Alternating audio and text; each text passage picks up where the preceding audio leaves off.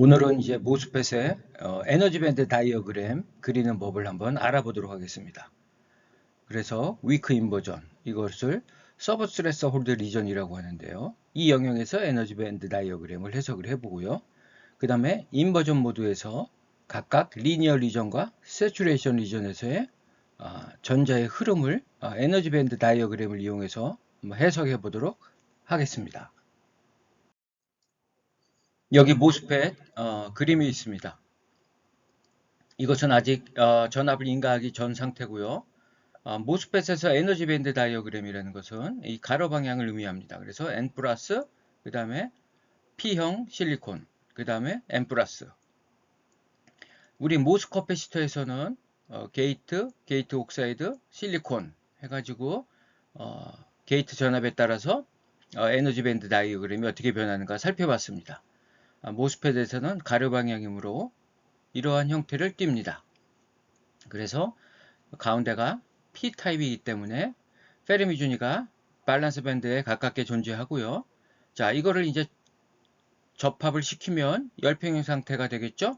열평형 상태에서는 페르미 준위가 수평을 이루며 일치합니다. 그래서 이 양쪽 N 플러스 층을 고정해 놓고 이거를 쭉 위로 끌어올리면 되겠죠? 그래서 페르미 준위를 여기다 갖다 맞춥니다. 그러면 에너지 밴드 다이어그램은 이런 형태를 띠고요.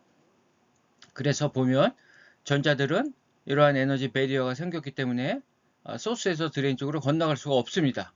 그리고 여기에 이렇게 양공이 형성이 되겠죠. 이러한 양공도 이렇게 에너지 구덩이에 빠져 있습니다. 이 위쪽에 에너지가 더 낮죠. 그래서 밖으로 나갈 수가 없습니다. 그래서 열평형 상태에서는 캐리어의 흐름이 존재하지 않습니다. 여기다가 이제 게이트 전압을 인가하고 드레인의 전압을 인가하게 되면 에너지 밴드가 이제 바뀌게 됩니다. 먼저 게이트 쪽에 게이트 전압을 이제 플러스 전압을 인가하게 되면 포텐셜 에너지를 낮춰주니까 밴드가 이렇게 낮아집니다. 낮아지면 요 파란색 화살표 요 부분이 이제 바뀌게 됩니다. 여기에는 이제 반전 전자들 양공을 밀어내고 반전 전자들을 모으기 때문에 N타입, 뭐 N- 타입이 되겠죠. 그리고 양쪽은 N 플러스 타입. 그리고 이 초록색 화살표는 에너지 밴드 갭이 되겠죠. 이 값은 변하지 않습니다. 그래서 게이트에 먼저 아주 작은 양의 전압을 인가했을 때 어떻게 변하는가 한번 살펴보기로 하겠습니다. 위쪽 게이트에 이제 전압을 인가하면 이쪽은 N-가 되기 때문에 페르미 준위가 진성 페르미 준위 우에 있게 되고 컨덕션 밴드에서 상당히 떨어져 있습니다. 그리고 이제 반전 전자들이 아주 적지만 모이기 시작합니다. 그래서 이러한 상태에서 전도는 일어나지 않습니다. 게이트에 전압을 인가해서 반전 전자를 모았다 하더라도 소스와 드레인에는 전이차가 존재하지 않습니다. 그래서 전자의 드리프트 이동은 여기서는 발생하지 않습니다. 자, 그러면 그 다음에 자 드레인에 이제 전압을 인가합니다. 드레인에 전압을 인가하면 여기에 포텐셜 에너지를 낮춰주니까 밴드가 이렇게 아래로 끌어내려 줍니다. 그러면서 자 페르미 준위도 이렇게 쭉 내려오겠죠. 그래서 이런 모양을 갖습니다. 드레인에 게이트에 인가한 전압보다 조금 더 센 전압을 인가했습니다. 그래서 페르미 준위의 위치를 보면 이렇게 계단형으로 분포하고 있다는 걸 알 수 있죠. 전자의 농도가 여기가 제일 높습니다. 위치 에너지가 제일 높죠. 그래서 전자가 오른쪽으로 이렇게 흘러가는데 아주 자연스럽습니다. 그리고 여기에서 드레인에 인가한 전압이라는 것은 바로 요 페르미 준위하고 요 페르미 준위의 차이가 되겠죠. 요만큼이 되는 겁니다. 그래서 이렇게 소스와 드레인에 전이차가 형성이 됐기 때문에 이때부터는 전자들이 이제 이러한 밴드 기울기가 존재하니까 드리프트에서 드레인으로 갈 수가 있습니다. 자, 요거를 이제 머릿속에 넣고 자, 위크 인버전 영역에서 어떻게 변하는가 살펴보도록 하겠습니다. 위크 인버전이라는 것은 서브 스트레스 홀드 리전이라고 해서 문턱 전압 아래입니다. 문턱 전압 아래에서도 전도 현상이 발생합니다. 자, 그 부분을 한번 살펴보도록 하겠습니다. 먼저 게이트의 문턱 전압보다는 낮고, 그 다음에 0보다는 큰 양의 전압을 인가하고요. 그 다음에 드레인은 그대로 전압 변화를 만들지 않고 그냥 게이트보다 조금 더 강한 전압, 그런데 이 전압은 세츄레이션 전압보다는 낮은 전압이 되겠습니다. 그래서 여기에 드레인의 전압을 인가했기 때문에 공피층이 이렇게 다소 넓어졌습니다. 그리고 게이트에는 문턱 전압보다 낮은 양의 전압을 인가했기 때문에 반전층이 형성이 되지만 안에 있는 반전 전자의 농도는 매우 낮습니다. 그래서 이렇게 표시를 했습니다. 여기서 에너지 밴드 다이어그램은 계략적이고 좀 정성적이니까 아주 정밀하게 묘사하진 않았습니다. 다소 오해를 불러일으킬 부분이 있기 때문에 계략적으로 묘사한 거를 여러분들 잘 이해를 하시고요. 일단 밴드가 어떻게 변하는가만 잘 이해를 하면 되겠습니다. 자, 그러면 이러한 상태를 이제 에너지 밴드 다이어그램으로 해석을 하면 여기가 M-가 되겠죠? 그래서 밴드의 기울기가 이렇게 형성이 됩니다. 소스와 드레인에 이제 전이차가 생겼기 때문에 이렇게 밴드의 기울기가 생긴 거고요. QVDS라는 건 바로 이 부분이 되겠죠. 소스의 페르뮤준위와 드레인의 페르뮤준위 차, 이게 VDS가 되는 거고요. 그 다음에 이제 여기에는 반전 전자들이 이렇게 모여 있습니다. 모여 있기 때문에 이 밴드의 기울기가 형성이 됐죠. 자, 여기 있는 전자들은 드레인으로 드리프트해 갈 수 있습니다. 그런데 이러한 상태에서는 여기에 생성된 전자라는 것은 문턱 전압보다도 작기 때문에 아주 낮은 전자 농도를 갖습니다. 그래서 이러한 상태에서 전자가 오른쪽으로 흘러가는 것은 대부분 소스에서의 전자의 확산에 의존하게 됩니다. 자, 가령 여기가 10의 19승 정도 되죠. 그 다음에 이쪽에 우리가 10의 15승 정도의 반전 전자를 만들었다고 가정을 한다면 이 농도차가 4, 5다 정도 나죠. 그래서 이 낮아진 에너지 배리어를 넘어서 이 위 에너지 배리어 우에 있는 높은 에너지를 갖고 있는 전자들이 이렇게 디퓨전해 갑니다. 이 전자들이 더 많고 대부분이 이 전자에 의존하게 됩니다. 그래서 여기 극소수의 전자들이 드리프트에 가지만 이러한 문턱 전압 아래에서는 대부분 전자의 확산에 의해서 전자의 이동이 생기는 거다. 이렇게 이해를 하면 되겠습니다. 여기 페르미준위도 보면 이렇게 계단식으로 되어 있죠. 그래서 이쪽에서 전자들이 오른쪽으로 가는데 위치 에너지가 큰 데서 낮은 데로 가는 겁니다. 그래서 전혀 문제가 없습니다. 그래서 우리가 이거를 VGS, IDS로 그려보면 문턱 전압이 여기에 있고요. 문턱 전압 아래에서도 전류가 이렇게 막 흐르기 시작한다 라는 것을 알 수가 있습니다. 여기서 Y축을 로그 스케일로 그려보면 이게 바로 트랜스퍼 커브가 되겠죠. 트랜스퍼 커브는 이 문턱 전압 아래 이 전도 현상을 잘 관찰할 수가 있습니다. 모양이 이렇게 된다 그랬죠. 그래서 이 기울기 같은 거를 우리가 관찰해서 소자 모델링하는 데 사용할 수가 있습니다. 그래서 일단 여기서 문턱 전압 아래에서 이 전자의 흐름은 전자의 드리프트가 아니라 확산이다. 이거를 여기서 꼭 기억을 해야 되겠습니다.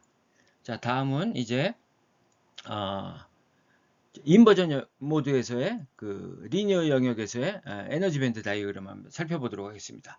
그러면 자, 반전 전자를 더 모아야 되니까 여기에 이제 플러스 전압을 조금 더 강화시킵니다. 살펴보겠습니다. 자, 이렇게 됩니다. 그리고 VDS는 동일하고 세츄레이션 전압보다는 낮다.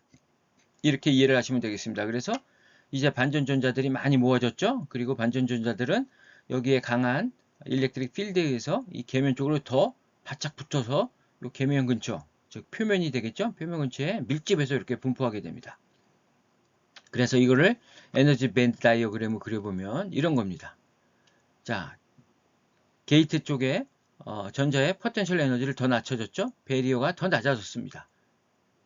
그래서 이렇게 되고요. 그 다음에 QVDS는 동일하죠. 앞에 거랑 동일합니다. 여긴 전압을 바꾸지 않았기 때문에 이 기울기는 이 기울기 이렇게 기울기가 되겠죠. 이 기울기하고 같습니다. 그래서 그대로 유지를 하고요.